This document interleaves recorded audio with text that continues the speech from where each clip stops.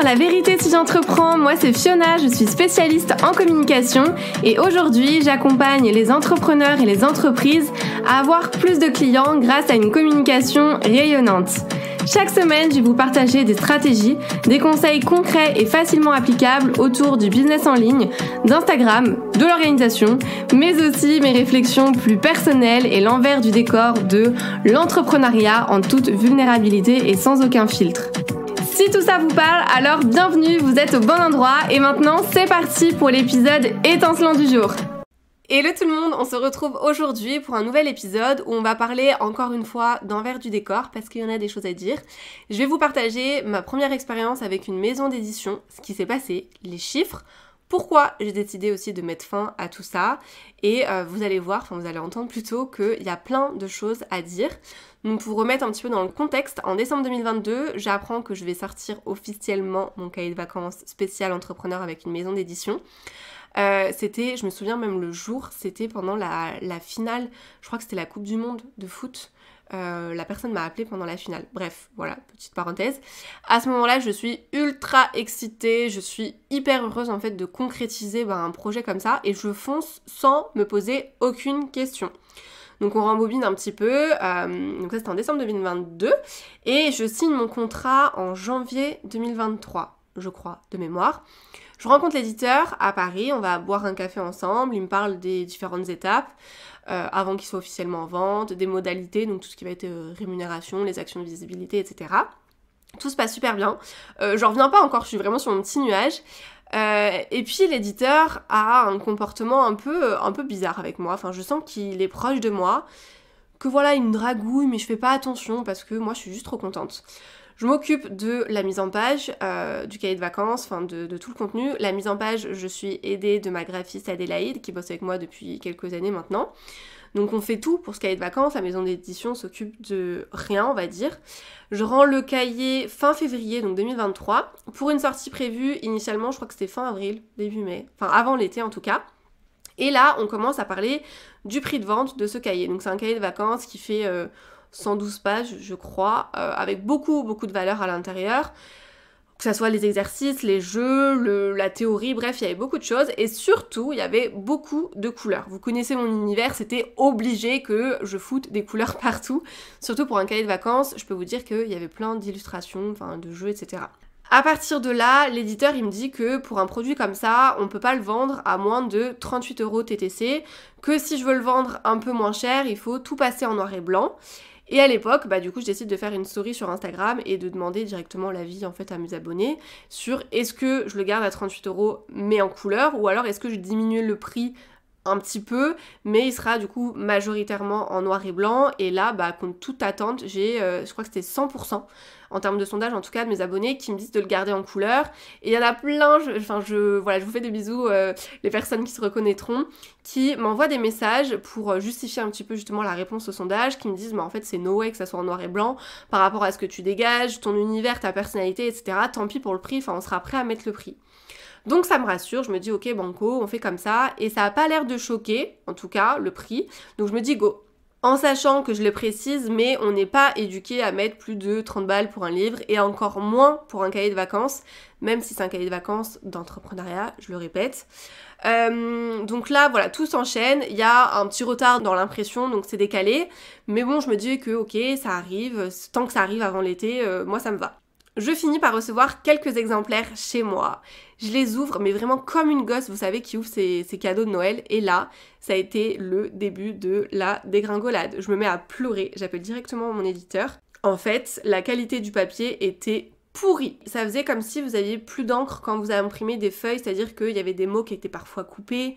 Enfin bref, c'est juste pas possible. Donc là, je m'énerve vraiment et je lui dis que c'est impossible vraiment que je vende ça, qu'à 38 €, le produit c'est hors de question qu'il y ait des problèmes d'impression comme ça. Il me dit ah oui, c'était pour faire des économies, on a fait de l'impression à l'encre, mais d'accord, on va prendre ça à notre charge et on va faire l'impression laser pour que ça soit mieux. J'avais envie de te dire encore heureux que tu vas prendre ça à ta charge. Bref, donc je me sens un peu plus rassurée, même si je sais qu'il y a des personnes qui l'ont commandé entre-temps et qui allaient recevoir cette première version.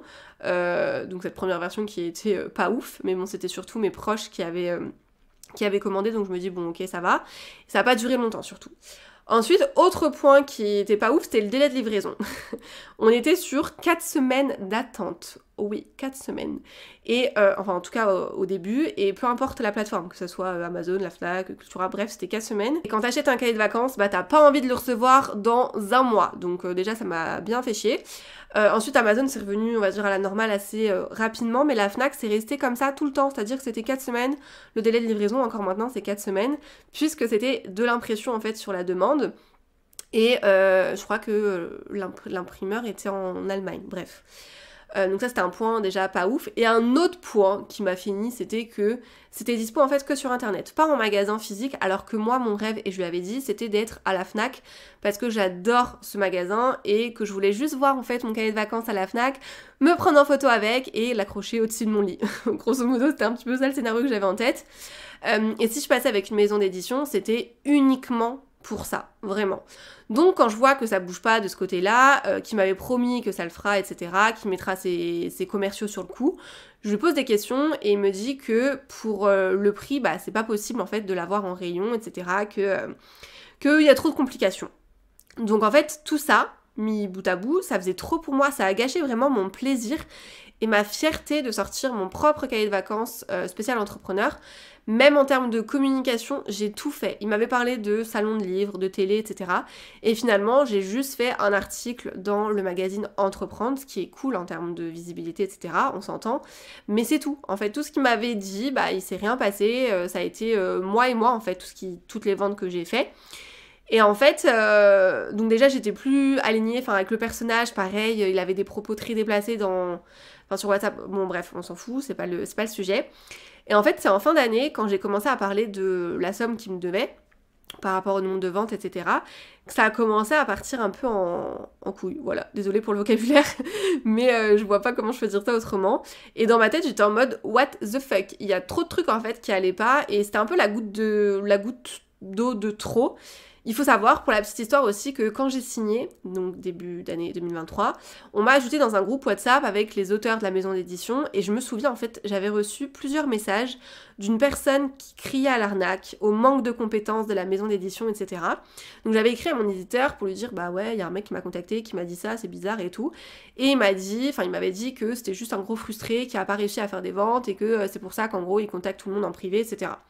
Donc j'avais dit, ah ok, je comprends. Mais en fait, avec du recul, bah j'avais trouvé ça trop bizarre, et comme quoi faut toujours écouter son intuition et sa première impression aussi, son premier ressenti, parce que généralement on se trompe rarement. Parce que je pense sincèrement que c'est pas une bonne maison d'édition, en tout cas ils sont pas professionnels.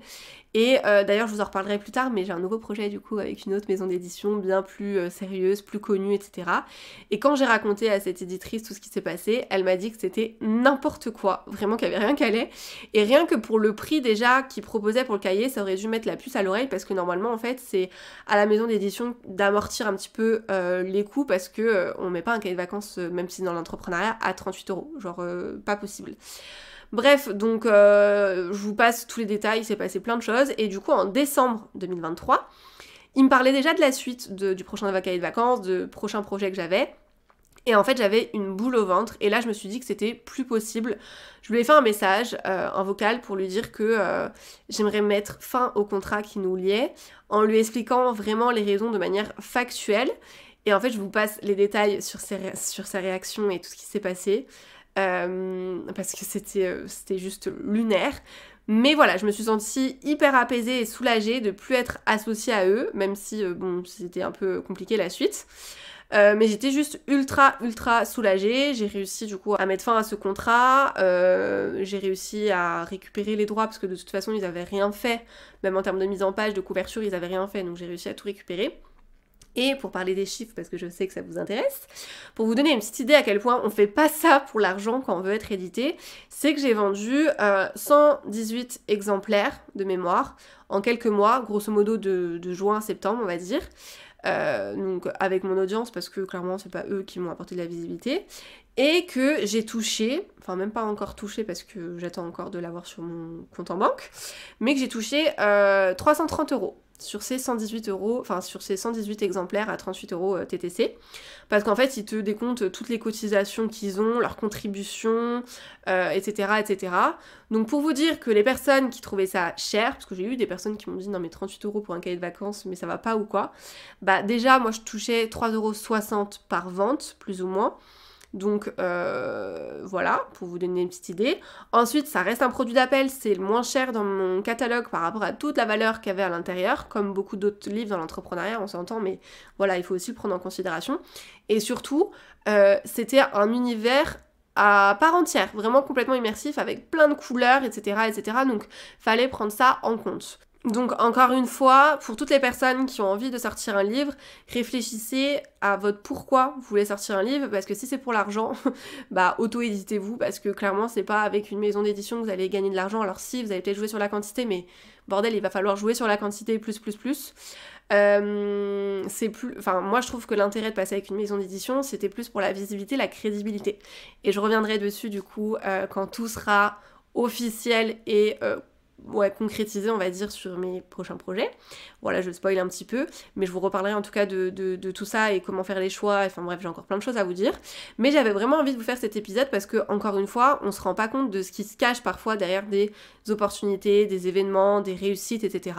Et rappelez-vous qu'il faut jamais se fier aux apparences, parce que j'ai eu tellement de personnes qui m'ont dit « Ah mais tu dois être tellement heureuse d'avoir sorti ton cahier de vacances, c'est trop bien, trop la chance, etc. » Mais moi ça m'a tellement mis une pression, même pas la pression de, vous savez, le stress quand tu sors un nouveau truc, c'est plus la pression parce que j'étais pas alignée, j'étais pas du tout alignée en fait, et j'ai pas cherché à comprendre le pourquoi du comment. En fait, j'ai accepté cette opportunité parce que j'avais juste envie d'une chose, c'est sortir mon cahier de vacances, et j'ai pas pris en compte différents facteurs. Je me suis pas renseignée sur la maison, j'ai pas posé peut-être sûrement les bonnes questions. J'ai aussi ma part de responsabilité, on s'entend, mais en fait j'ai foncé juste parce que j'étais hyper contente. Et si je peux vous faire passer un message, c'est de parfois voilà, prendre du recul, se poser les bonnes questions, faire ses recherches et ne pas répondre directement voilà, avec l'excitation, etc. Voilà pour l'épisode du jour, j'espère que ça vous aura plu, ce petit épisode backstage. N'hésitez pas à me partager vos retours, votre ressenti sur tout ça directement sur Instagram, vous savez que j'adore échanger avec vous. Et on se retrouve du coup la semaine prochaine pour un nouvel épisode. C'est tout pour aujourd'hui, j'espère que cet épisode vous a plu. N'hésitez pas à vous abonner si vous ne voulez absolument pas manquer les prochains épisodes et à laisser 5 étoiles pour me soutenir.